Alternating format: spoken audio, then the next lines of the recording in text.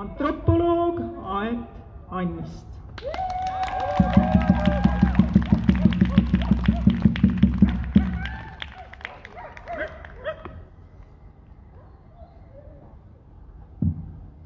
Nii, ma olen nüüd natuke lühem kui teised. On mind kuulda? Ma olen ka ühtlasi värske metsaomanik. Ostsin ära ühe tükikese metsa, et seda kaitsta. Kui minu maa kõrval algas lageraie samal päeval, kui Piret mind siia kutsus, nii et kes teab, kuidas need seosed niimoodi toimivad. Aga täna ma tahtsin alustada sellest, et siinsamas Hiirve pargis algas 33 aastat tagasi vabaks saamine okupatsioonist. Siin astuti esmakordselt vastu ametlikule ajaloole. Nõuti ausat arutelu mineviku üle ja tunnistamist, et Eesti astumine Nõukogude Liitu ei olnud vabatahtlik. Võõras võim manati tol ajal minema selliste kauniste sümbolitega nagu vabadus, iseseisvus, muinsus, rahvus. Poliitilises ja majanduslikus vabaduses veedetud aastad on paraku näidanud, et okupatsioone on erinevaid, et me ei ole oma vabadust kasutanud selleks, et vabaneda okupeerivast mõtteviisist. Okupatsiooni tugijalaks on ahnus. Ilma ahnuseta ei kipuks keegi midagi okupeerima. Kaunid sümbolid ei ole suutnud meid kaitsta meie endi ahnuse eest. Selle eest, et me iseenda valitsetud maal laseme ahnusel uhada, olgu eraomaniku, olgu riigi, olgu rahvana. Ahnitseja ehk okupant arvab, et ta seisab eraldi okupeerivast maast ja selle saatusest. Ta peab ennast ümbritsevast keskkonnast võimsamaks, olulisemaks. Arvab, et see on olemas tema soovide teenimiseks, et see on olemas anastamiseks, ärakasutamiseks. Me oleme praegu kõigest okupandid oma enda maal, nagu ka planeedil, mis meile on elamiseks antud.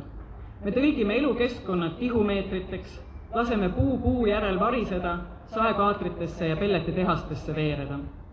Metsaomanik, riik ja isegi selline idealiseeritud nähtus nagu põlisrahvas võib valida okupandi meelelaadi, kelle arvates iseseisvus, põlisus, rahvuslus pole midagi muud kui õigus endale kuuluvatest ressurssidest viimast võtta.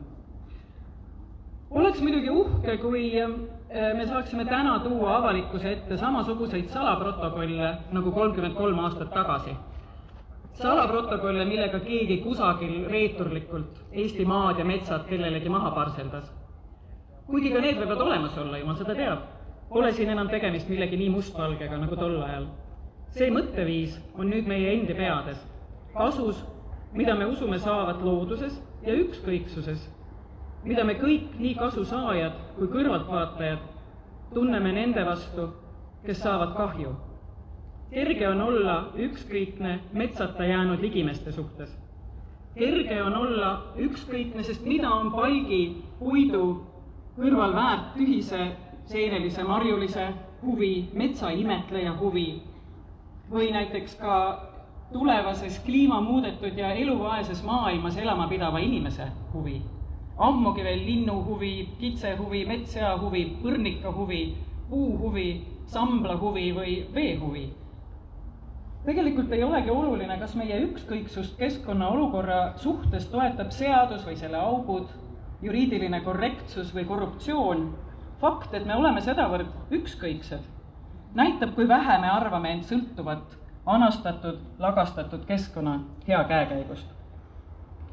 33 aastat tagasi ei olnud me veel ükskõiksed, sest me ise ei olnud sõltumatud. Sõltumatuse puudumine muutis meid tundlikuks vale, ebaõiglase, pealesurutu ja halva suhtes.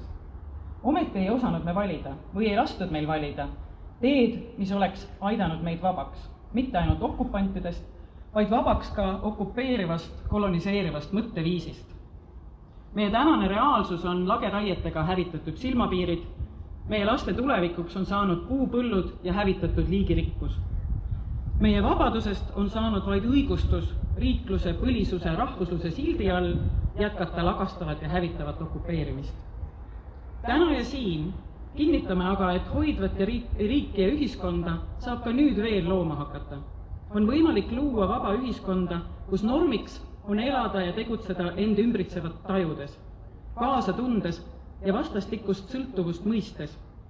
Ühiskonda, kus otsuseid tehakse teistega arvestades, naabritega, ümbritseva kogukonnaga arvestades, olgu selleks kogukonnaks ja naabriks, siis küla ja inimene või biosfäär ja loom. On võimalik luua ühiskonda, isegi riiki, kus ka metsaomanik, poliitik, ametnik tajuvad enda vastutust tuleviku ees ja mõistavad, et seda tulevikku tuleb kaitsta täna, kaitstes elurikkust ja põlisloodust.